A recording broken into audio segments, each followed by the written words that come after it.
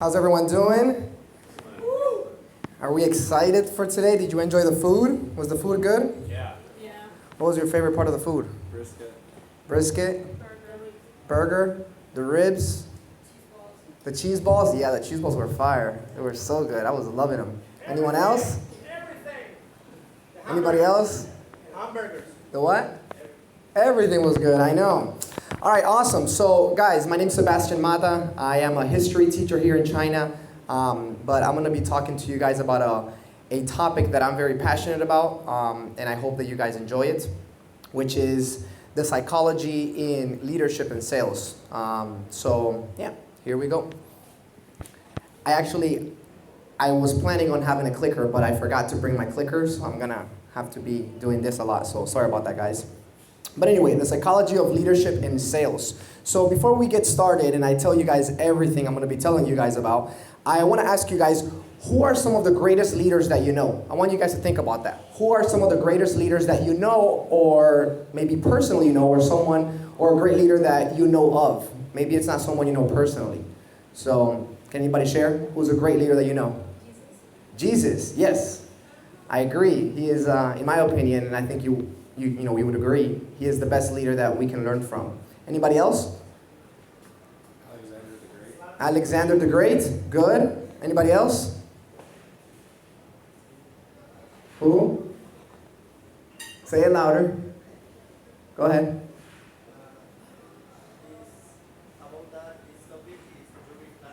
But who is a great leader that you know? A great leader. A great leader.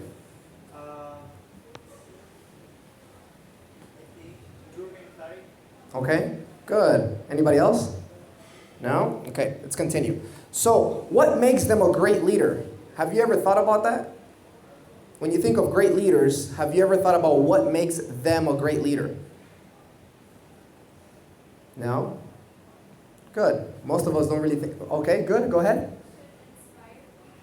They inspire people. Good. That's very true. So great leaders inspire other people. Good. Anybody else? Mike? Well, they're knowledgeable, quite knowledgeable. Good. They're knowledgeable. Good. Okay, we're getting somewhere. Anybody else? Come on, guys. Work with me here. If I'm up here talking about myself, it's going to be boring. I don't want to be boring. Experiences, good. Personality, good. Okay. What else? We have a very, very successful business owner, so let's hear from you. Experience greater. So what makes for me a great leader is that they are not in front. They are servant leaders, and they cause us to change ourselves. Good. That is fantastic. I'm actually going to be talking about that today. So good. Fantastic. So who in here is a leader? Are you a leader? Do you consider yourself to be a leader? I'm a course leader. You're a course leader, yes. Mike is a course leader. He is actually the new course leader for our AP curriculum for all of our schools. So yes, but do you guys consider yourself to be a leader? Yes? No? Maybe? Okay, good. Are you in sales? Who is in sales here? Every single person in the room should be raising their hand. Everybody is in sales, right? So what I want to get across to you guys before we get started is, well, some of you guys might not be in a leadership position. Some of you guys might not be in a sales position, right? But what I want to talk to you guys about today is that every single one of us is a leader. Every single one of us is in sales. And I'm going to teach you guys some things that you guys can apply so that you guys can continue to be that leader. Because whether you realize it or not, everyone here is a leader and every single one of us is in sales, right? Because each and every one of us is leading at least one person, and that person is ourselves, right? And every single one of us is in sales because we are constantly selling ourselves. We are selling our image, we are selling our brand, we are selling our ideas, we are selling the way that we think and the way that we approach things. So every single one of us is leading and selling ourselves each and every day, right? So being a leader is not a position of power, right? Like Danny Peña was saying earlier, let's not be bosses, let's be leaders, right? Because being a boss is a position that you are given, right, in a company. But being a leader is someone who is doing the right things, someone who is inspiring others, right? Someone who is knowledgeable, right? So we have to put that into perspective and realize that we're leaders and that we are all in sales. So having said that, let's get started. So I'm going to be talking to you guys about positive psychology particularly, okay? And positive psychology uses a model that's called PERMA, okay? And this model of PERMA is an acronym, right? So it means that every single letter in the word PERMA stands for something different, right? So the P stands for positive emotions, okay? The E stands for engagement or flow, okay? The R stands for relationships. The M stands for meaning or for purpose, okay? And the A stands for achievement. So I'm gonna be talking about how we can apply this model into being a better leader, into being better in sales, whether it be that we're selling a product, whether we're selling a service, or whether we're just selling our brand and our ideas to other people, okay? So let's go with positive emotions first. So there's a researcher at the University of North Carolina at Chapel Hill. She's one of my favorite researchers, and she researches positive emotions, okay? And many people believe that positive emotions are the result of something. So something is what gives you a positive emotion, right? Would you guys agree with that? We feel positive because of something that caused us to feel positive. That's what most people think, and they're right. But there's another component to positive emotions, and it's what Professor Fredrickson says, okay? And she developed a theory. This theory is called the theory of broaden and build, right? The broaden and build theory of positive emotions. So she says that positive emotions can actually be the catapult of something, right? So positive emotions can be the reason for other things. So the theory of broaden and build says that because we feel positive and we have positive emotions, what it does now is it broadens our perspective and it allows us to pay attention to everything around us, which actually leads us to have different experiences. So I'll give you a perfect example. Maybe in the morning you wake up and as soon as you get out of bed, you hit your little toe on the bed and you're like, ow, this hurts. And you're so upset. So then now you go into the bathroom and you're upset because your toe hurts. And you get there and you start brushing your teeth. And then you have your nice dress on or your nice suit on because you're going to work or you're going to school or whatever. And then your toothpaste falls on your shirt. And now you're like, oh, now I have to change my shirt. And you're just so upset, right? Then you get to school or your job and everything starts to go backwards, right? So what happens in that moment when we're feeling negative is we're looking down and we're just so into what's happening that we're not focusing on the things around us, right? We're not realizing our surroundings, and that's terrible. But what happens when we wake up and things are going the right way? Maybe you wake up and you say a prayer. Maybe you wake up and you exercise. Maybe you wake up, you do a prayer, and then you exercise, right? And you're feeling grateful and you're feeling good. So now you have all these positive emotions that are carrying you throughout the day. Well, I bet you that when that is happening in your life, you're not looking down anymore. You're not thinking about what went wrong. You're just feeling good. So what happens? Now you have your head up and you're looking at everything around you, okay? So you're more likely to have different experiences now. And that's what the broaden and build theory says. So an example of that would be maybe you're feeling good, you feel great, and you're at work or at school and it's time for lunch. And you're going to lunch and you see a table. You're more likely to go and sit with people when you're feeling good than when you're not feeling good. When you're not feeling good, you feel bad, you feel mad, you feel sorry for yourself, so you don't want to interact with people. But when you're feeling good, you actually are more willing to go talk to people. So maybe you're feeling good and you put your head up and you see a colleague or a friend and they look upset. You're more likely to go up to them now because you realize that they're feeling bad. And you want to help what? Lift them up, right? You want to help them feel better. So you're more likely now to engage in conversation. You're more likely now to build a friend. You're more likely now to help someone or to be helped by other people. So that is what the theory of broaden and build is about. It states that when we have positive emotions, it actually opens up our perspective and it leads us to different experiences. Positive emotions are not the result of something. Positive emotions are the cause for new experiences and for new things. So Professor Fredrickson, she identifies 10 positive emotions that are very, very important. But today, I want to talk about 8 that are actually very important to us as leaders, okay? So one is gratitude, right? If you think about anybody who is a great leader, it's because they consider themselves a great leader and because they're doing the right things, right? They know what they want they're doing them, but they're very grateful. They're very grateful about the opportunities that they are given. They are very grateful about being alive. They are very grateful with God. They are very grateful with the family that they have. They are very grateful with everything. They are grateful with people who have helped them along the way to get to where they are. So now you see that a leader, if you want to be a leader, you just need to have the qualities of a leader. You don't need to have a position to be a leader, right? So if we start with these qualities that make leaders leaders, then we already are a leader, right? So you don't need to be a boss. You don't need to be in a position of power to be a leader. You just need to have the qualities of being a leader. And it starts with our emotions, right? So let's start with being grateful. Let's start with being grateful for the things that we have, for the things that we don't have. Let's start being grateful for the things that maybe gave us negative emotions, because negative emotions are also good. They actually many times lead to positive results, right? So pride, right? That's another very important positive emotion, that it's very important that we are mindful and don't let that pride be a negative emotion. But the good thing about the positive aspect of pride is that you feel a sense of accomplishment. You feel good about the things that you have accomplished. You feel good because you did something right, because you didn't give up on something, because you persisted, because you went with the flow, because you decided that you wanted to start some events, right? Because you decided that you wanted to do something. So now you feel great.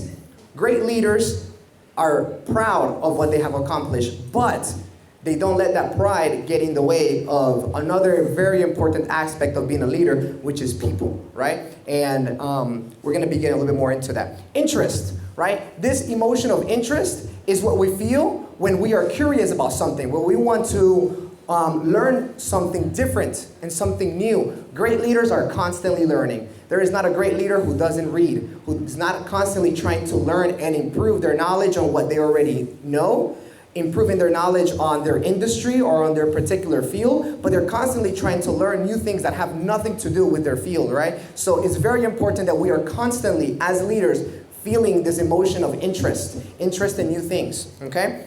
The next one is hope, right? A great leader knows that no matter what is going on in their life, it's going to get better, right? Some people call it hope, I call it faith, right? But let's not get into the religious part of it, because not everybody maybe shares that. But let's just talk about hope, right? Is hope or faith is having the belief that no matter what you're going through in life, it's gonna get better, right? So that is very important characteristic of a great leader. I mean, you talk about Mark Zuckerberg, you talk about I forgot that guy from Amazon now. Jeff Bezos, right? All these people, man, they started their business in a garage or in like this small thing, but they didn't let other people telling them like, oh man, that's not gonna be possible. You know, you can't do that, you can't do this. They had hope and they knew that things were gonna get better. They believed in their ideas. So it's very, very important that as a leader, whether it is at least you're leading yourself, that you know that things are gonna be better, okay? The next one is amusement. It's very important. Amusement is that emotion that we feel when we are laughing or when we're having fun. It's the thing that we feel when someone tells a joke, a good joke, right? So it has an element of surprise. It's very important that as leaders, we are constantly trying to find the things that give us amusement and the things that give other people around us amusement, right? Very important, because when we're a leader, we're constantly trying to work on something, whether it's ourselves or our company or our group or anything or a project. But it's very important that we find ways to make that fun. It's important that you make time for you to have fun, right? And to make the environment better for everyone around you, right? How can we bring more amusement into everything that we do? It is crucial as a leader that we do that, okay? The next one is inspiration, right? Is what you mentioned in the back, right? You mentioned that great leaders inspire other people, and you're absolutely right. So, but great leaders they don't try to inspire other people. They are actually constantly thinking about how they can be inspired by other people. So great leaders are constantly looking and reading about other people, and they're constantly looking at people who have accomplished the things that they want to accomplish, and they reach out to them, whether it be someone that they know personally. Maybe they can't reach out to them personally because it's somebody who is unreachable, but guess what? You read about them. So, for example, there's people who think that Barack Obama was a great president or a great leader, right? Independent of politics, right? But guess what? Barack Obama wrote a book. So now you can't get a hold of Barack Obama, but if you think Barack Obama is a good leader, or if you find that he inspires you, well, go out and buy his book.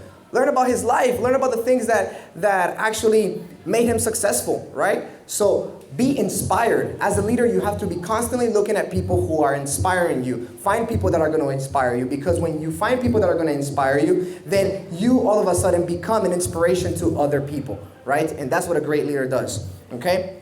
The next one is awe. Awe is the emotion that we feel when we find ourselves in a situation or in a place where we feel like we are a part of something bigger than ourselves, right? So we feel awe when we have appreciation for beauty and excellence. What I mean by that is appreciation of beauty is nature, right? Maybe you find yourself in a hike, in a mountain or somewhere, and you're just like, wow, this is amazing. Or maybe one day you're somewhere, you're just like, oh my gosh, I can't believe that I live here, or I can't believe that this exists. I can't believe that these mountains exist, right? Is when you're just like in awe, you're just like, wow, right? But it's also appreciation of excellence. So appreciation of excellence is when you appreciate, you have that awe moment, but it's not about nature. It's about someone else, right? About the work that they do. Maybe there's a great singer or a great athlete, or maybe a great artist he paints beautifully or she paints beautifully, right? So it's finding those awe moments in our life. We have to be constantly looking for those, because those moments actually inspire us as well, right? The next one is love, right? Which is one of the most important things in life. I think for me, it's the most important positive emotion, because everything comes from love. All the good things come from love, right? So it's very important. But this one, love it has to do with all of the positive emotions, but in regards to someone else or people. That's what it's all about, right? So all of these positive emotions, whether you feel them with your wife, with your husband, with your brother, sister, parents, but also one very important person that I think most people forget about, and is themselves. People forget that they have a relationship with themselves, right? So it's very important that we also have that love for ourselves, right? And that we respect ourselves, and that we look for ways that we can love ourselves, right? So these are all very, very important positive emotions that all leaders have. I mean, it doesn't matter what leader you're talking about, right? Research a leader, and I guarantee you these are very important positive emotions for them. So again, you don't have to be in a position of power to be a leader. You just have to have the mindset of a leader. You just have to strive to have the qualities of a leader.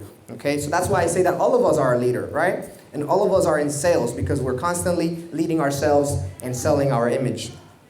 Let's continue. So how can we cultivate these positive emotions, right? Because one thing is to feel, is to know that they exist. Another thing is to cultivate them, right? To cultivate them. How can we make sure that we feel them more? How can we enjoy them more, right? How can we find these emotions? So there are 4 ways that we can do that. The first one is to remember a time that you felt that emotion, right? So you want to feel inspired? Well, think of a time that you felt inspired. When did you feel inspired, right? You felt happy. Well, when did you feel happy, right? You felt awe. Well, when did you feel awe? And think about that time. Think about that moment that you felt that, right? And recreate that experience, right? Recreate that experience in your mind, in your heart. Recreate it, and then you will feel that emotion, right? Whether it be that you write it down, whether it be that you record yourself, whether it be that you share that moment with someone.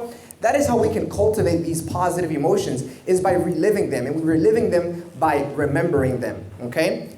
By thinking about them. The other one is, number 2 is by acting like you feel it. So Dale Carnegie, he used to say, if you act enthusiastic, you will be enthusiastic. So maybe you don't feel happy. Well, think about, when I feel happy, what do I do? So do the things that make you happy, even when you're not happy, right? So do the things that you do when you feel these emotions, and you will start to feel those emotions, right? The third one is, okay, so I know that these things make me feel these emotions. Well, why don't you go out and seek those things, right? If you know that going to a comedy show makes you happy, right? Well, go find a comedy show, right? If you know that exercising makes you feel good, well, go exercise, right? If you know that going to an art gallery makes you feel inspired, well, go and feel inspired. It doesn't matter, right? We need to feel these things. So it's very, very important that as a leader, we are looking for situations that are making us feel these things, right? The fourth one is by being more mindful.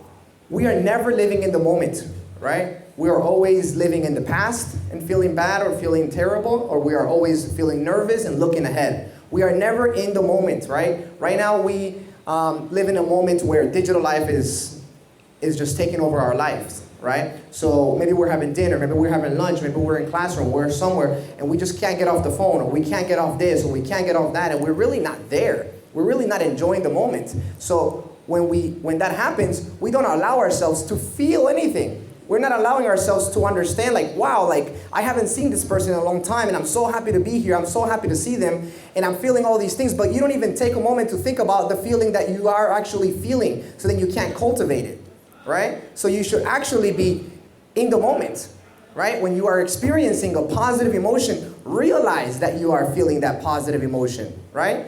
We tend to forget to do that. So it's very important that we don't do that. Okay, the next one, engagement or flow. Engagement or flow is when we are in the moment. Has that ever happened to you guys? You're doing something and then later you're like, wow, what happened? It's like you forgot what was going on, right? So what happens when we are engaged or in the flow? We actually don't feel anything. When we are engaged or in flow, there are no emotions whatsoever at all. So we lose sense of time, right? Or we even lose sense of ourselves. We forget that we exist. We're just in the moment doing something. Maybe it's at work, maybe it's with family, maybe it's with friends, maybe it's something. We just lose everything.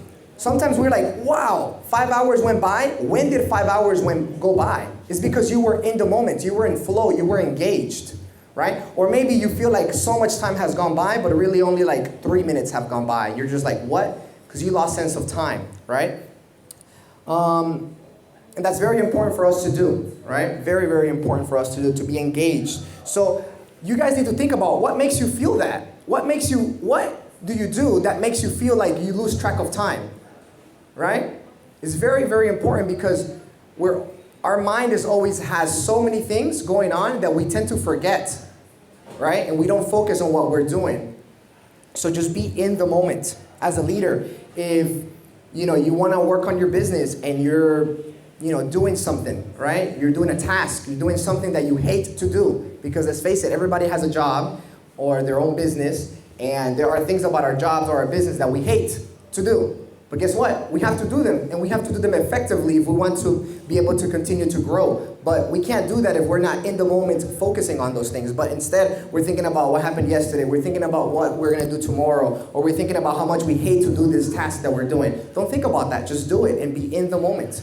Give it all your efforts, okay? Then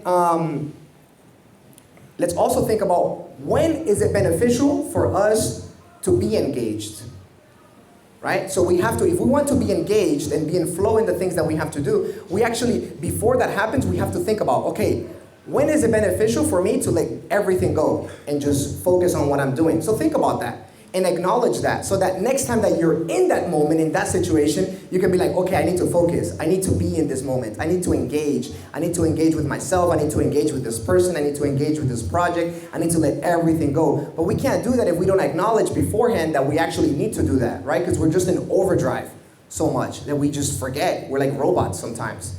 We can't do that. Okay? Then it's relationships, right? A leader can't be a leader without relationships, even if you're a leader of just yourself. People forget that they're in a relationship with themselves. So it's very important. So let's look about to see what positive psychology says about relationships. Okay? So when it comes to relationships, right, in positive psychology is when we actually take our positive relationships and we make them more positive. And then when we take negative relationships and we turn them into positive relationships. Okay? It's very important that we do that. And if there are negative relationships that we cannot turn into positive relationships, we should just not have that relationship. We should just cut that relationship out, right? In all honesty. I mean, I have a friend who once told his brother, hey man, I love you to death and you're amazing, but every time that I have an idea, every time that I have a project, every time that I want to do something with my life, all you do is criticize me. All you do is tell me how stupid of an idea that is. Well, if you continue to do that, I don't want you in my life. I'll easily never talk to you again. Because if you're my family or if you're someone that cares about me, you need to actually say, hey, you know what? This is what I think. Whether I agree with your idea or not, here's my advice. But if you decide to do what you want to do and you don't agree with my idea or my way of thinking, it doesn't matter. How can I help you with your idea, right? How can I assist you? How can I lift you up? How can I, even if I don't agree with what you're about to do, like how can I help you so that it's better, right? So it's very, very important that we realize that we need to make our positive relationships more positive, our negative relationships more, turn them into positive relationships, or just cut out the relationships that cannot be positive, because we don't need that, right? So when it comes, how can we do that? So first, let's think about the relationships that we currently have, right? We need to acknowledge, what relationships do we have? So these are just the relationships that I have, the most important relationships in my life. So the number one relationship that I have in my life is my relationship with God. I strive every single day to make it better, right? Again, you guys don't have to share these. These are just my own, right? So my relationship with God is the most important, and it's an ever-changing. I'm constantly trying to learn more about God, right? The next one is I have a relationship with myself, right? I need to think about who I am, right? And I need to hold myself to that standard, right? The third one is with my family, right? Those are the type of relationships. Most importantly, my wife, right? She's the most important person in my life. And I strive every single day to learn more about her, because like everybody has been mentioning today at some point, change is ever going, right? So because change is ever going, everybody is always changing, including my wife. So I'm constantly learning more and more about her, right? So yeah, friends, right? I have friends, I hope so. Co-workers, we all have co-workers, right? Whether we like it or not. And we all have a boss, right? We all have a boss. Even if we are the owner of our company, we still have our boss, which is ourselves, right? Remember, we have a relationship with ourselves, and everybody wears a different hat, right? Like you were saying, women can be bosses, women can be moms, women can be everything. So we all have a relationship with ourselves, even if we are the owner of our company, right? The boss, Sebastian, is very different than Sebastian the husband, or Sebastian the father, which I'm not yet, but I will be, hopefully. Anyway, yeah, so very important that we acknowledge which relationships we have, even the negative ones, and like, how can I make them positive, or how can I make them more positive? All right, so let's continue. So how can we make them better? Okay, these are some of my favorite things that I try to apply. So number one is we need to actually be genuinely interested in other people, right? Like we need to care about people and like want to learn about them. We need to be interested in them, right? So whether it's your wife or your husband or your boyfriend or girlfriend or friend or whatever, like be interested in them. How was your day? Tell me about your day. What do you like to do for fun? Inquire about people. Get to know people. Even the people that you think you know, you really don't know, right? There's so many things that people keep to themselves, right? I mean, you see, for example, Kate Spade. You guys know who is Kate Spade? Kate Spade is a designer. Well, she was a designer. She was a designer, right? So she was a great designer, right? And she makes bags and she makes all these things, right? It's kind of like all the bags that women wear, right? Like Michael Kors, all these things, like it's one of those brands. So Kate Spade, actually, she committed suicide, right? And Kate Spade, what's interesting is that they interviewed her father. Her father was like mind blown. Why? Because just like 2 or 3 hours before that, he was speaking to Kate, and Kate was telling him about a camping trip that she had. And she was telling him about his plans that she had for the future. He had no idea that she was about to kill herself in 2 or 3 hours, right? So we really don't know the people that we think we know, right? So again, we have to be genuinely interested in people, right? And get to know them, understand them, right? Very important. The next one is what you were saying. We need to have a servant's mentality. We are so entitled sometimes. We think that people need to give us everything, and that, well, I studied this, or I studied that, or I have this experience or that experience. But we need to remember that life is not about receiving, life is about giving, right? So we need to have that servant's mentality, right? Like, how can I help you? Like, always think about how you can help people. Think about how you can help yourself. Think about how you can help your colleague. Think about how you can help everybody. A great leader is not a great leader because he knows everything. A great leader is a great leader because he can help people to become who they want to become, right? So a great leader creates other leaders, and we can't create other leaders by not having that servant's mentality, right? So it's very important that we're constantly trying to help other people, right? The next one is don't criticize, condemn, or complain. So easy for us to fall into this game. We're constantly criticizing other people. We're constantly condemning other people. We're constantly complaining about other people. Even if we're not complaining about, like, let's say I'm hanging out with Mike, right? And I'm not criticizing Mike or condemning Mike or complaining about Mike, but maybe I'm doing those things about someone else. So all of a sudden Mike doesn't want to be around me because I'm so negative. I'm constantly doing these things, right? Then we have to express gratitude, like I mentioned to you guys. Okay? I'm going to skip over, actually I'll mention this briefly. So also, apologize and admit when you're wrong. We are not always right. So we need to realize that we are wrong and apologize, right? The next one is we need to know and understand people's character strengths. What makes people stronger, right? Realize that and hold them to that standard, okay? These are some of my own character strengths. There's a test that you can take. If you guys want to know about it, ask me later and I'll send you the link. And then M is for meaning and purpose, right? I'll run through this quickly because I know I'm running out of time.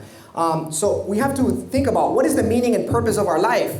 What do you value most in life, right? And what are the most meaningful things in your life? We have to realize this, right? We have to be thinking about that. And remember, this changes over time.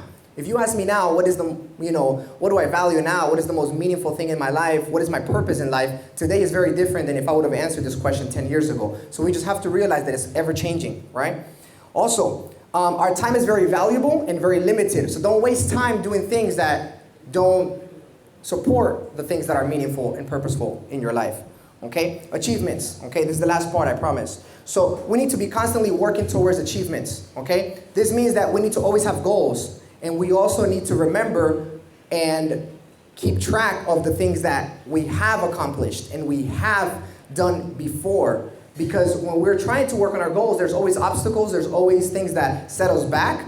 But that's okay, because in the previous goal that we had, we also faced obstacles. We also faced challenges. So when we are in that moment, when we are facing that struggle, think about that we also had that before and we overcame it. So that's when that moment of pride comes in, right? It's very important, okay? So how can we attach our life goals into our life goals into the most valuable things in our life, right? So think about what is the most valuable thing in my life and how can I make those into goals, right? How can I incorporate that into goals? Okay, so these are some ideas. If you don't have a 30-year plan, like if you have no idea where you want to be in 30 years, okay, in 20 years, in 10 years, in 5 years, in 1 year, we need to be constantly thinking about that, right? Like, where do I want to be in 30 years? Well, if I want to be here in 30 years, where does that put me at 20 years, at 10 years, at 5 years, at 1 year? And how does that relate into my everyday tasks, right? Like, if I want to go somewhere, I need to know, okay, well, what do I need to get there? I need to do some stuff right now, okay? So again, there will be challenges and obstacles when you are facing the goals that you want to accomplish. Just remember that you faced them before as well, and you overcame them. So have that moment of pride and keep going, guys, okay? So again, that's it. That's the end for me. Remember that every single one of us is a leader. Every single one of us is in sales, and it's because we lead ourselves and we are constantly selling our image, our brand, and we are actually also selling to ourselves the fact that we can achieve our own goals. But it all starts with these things. Thank you, guys.